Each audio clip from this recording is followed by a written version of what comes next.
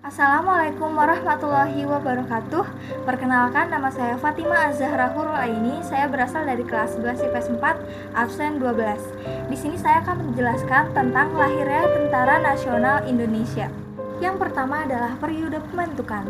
Pada tanggal 22 Agustus 1945, Panitia Persiapan Kemerdekaan Indonesia atau PKKI dalam sidangnya membentuk 3 badan sebagai wadah untuk menyalurkan potensi perjuangan rakyat. Yang pertama itu adalah KNI, yang kedua ada PNI, dan yang ketiga adalah BKR. Pada tanggal 18 Agustus 1945, Jepang membubarkan PETA dan Heiho. Ini adalah PETA dan ini adalah Heiho. Kalau belum tahu, kita simak videonya.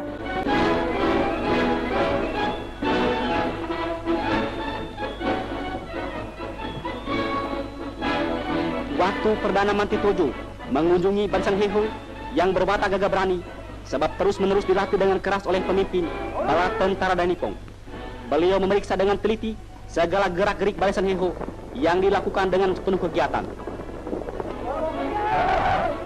兵法部隊を訪れた首相は大日本軍指導のもとにジャワを守る兵法たちの活発な訓練を熱心に視察しました。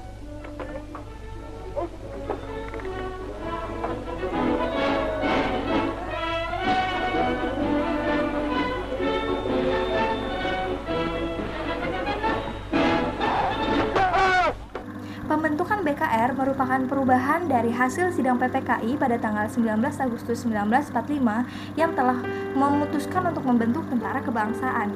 Pembentukan BKR diumumkan oleh Presiden Soekarno pada tanggal 23 Agustus 1945.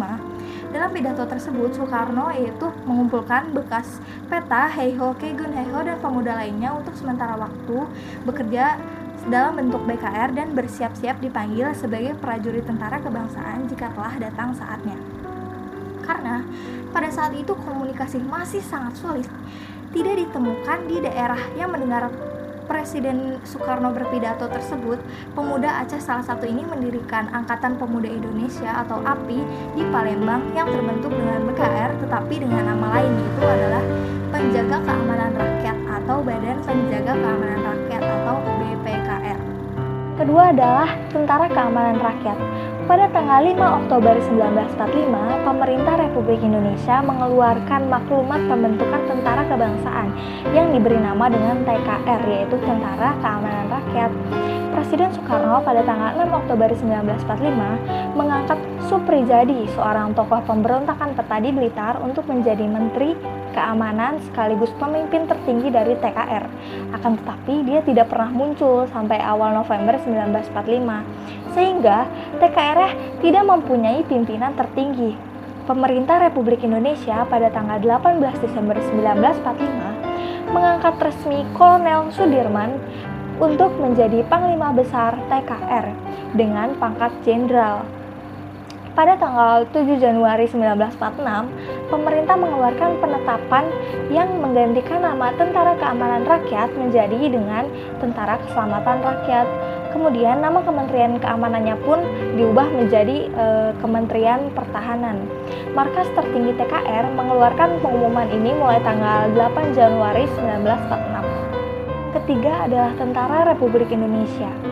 Untuk menyempurnakan organisasi tentara menurut standar militer internasional, pada tanggal 26 Januari 1946, pemerintah mengeluarkan maklumat tentang pergantian nama Tentara Keselamatan Rakyat menjadi Tentara Republik Indonesia.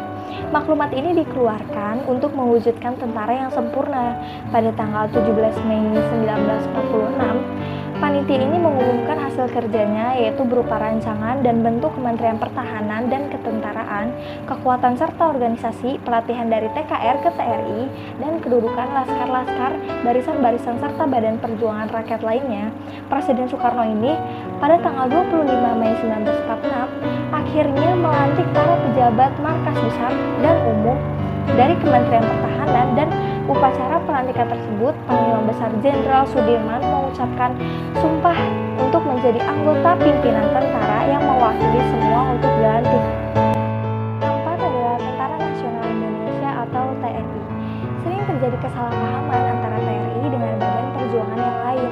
Untuk mencegah terjadinya kesalahpahaman tersebut, pemerintah berusaha untuk menyatukan TNI dengan badan perjuangan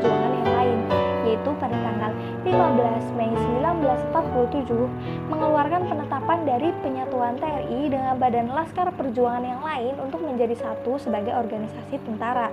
Pada tanggal 3 Juni 1947, Presiden Soekarno meresmikan penyatuan TNI dengan Laskar-Laskar Perjuangan untuk menjadi satu wadah dengan tentara nasional, yaitu nama tentaranya adalah TNI, Tentara Nasional Indonesia. Dalam ketetapan itu, menyatakan bahwa semua angkatan perang menjelma menjadi TNI dan diwajibkan untuk taat dan tunduk kepada segala perintah dan instruksi yang dikeluarkan oleh puncuk pimpinan oleh TNI. Terakhir adalah penataan organisasi. Pada tanggal 27 Februari 1948, Presiden mengeluarkan penetapan nomor 9 tahun 1948 yang membatalkan penetapan yang lama dan mengeluarkan penetapan yang baru. Dalam penetapan organisasi ini dibagi menjadi dua bagian, yaitu penata kementerian dan pimpinan tertinggi yang ditangani oleh Kasab. Sementara mengenai pasukan yang daerah-daerah pertahanan ditangani oleh Wakil Panglima Besar Angkatan Perang. Untuk menyelesaikan penataan organisasi ini, Panglima Besar Jenderal Sudirman membentuk sebuah panitia yang anggotanya ini ditunjuk oleh panglimanya sendiri loh. Anggota dari panitia ini terdiri dari Jenderal Mayor Sosialit Jojo Diningrat atau mantan Peta dan Laskar, dan Jenderal Mayor Suwardi mantan KMIL Nasution dari Perwira Muda. Penataan organisasi TNI selesai dari akhir tahun 1948 setelah Panglima Tentara dan Teritorium Sumatera Kolonel Hidayat menyelesaikan penataan organisasi di Tentara Pulau Sumatera. Seperti yang kita tahu, sangat sulit bagi negara Indonesia untuk mempertahankan tanah air ini. Berbagai organisasi telah dilakukan untuk mewujudkan kesejahteraan bagi Indonesia. Maka dari itu, kita harus menghargai setiap perjuangan dari negara Indonesia yang telah bertumpah darah begitu banyak oleh para pahlawan. Saya Fatimah Zahra Hurul Aini. Saya mohon maaf apabila ada kesalahan. Terima kasih. Wassalamualaikum warahmatullahi wabarakatuh.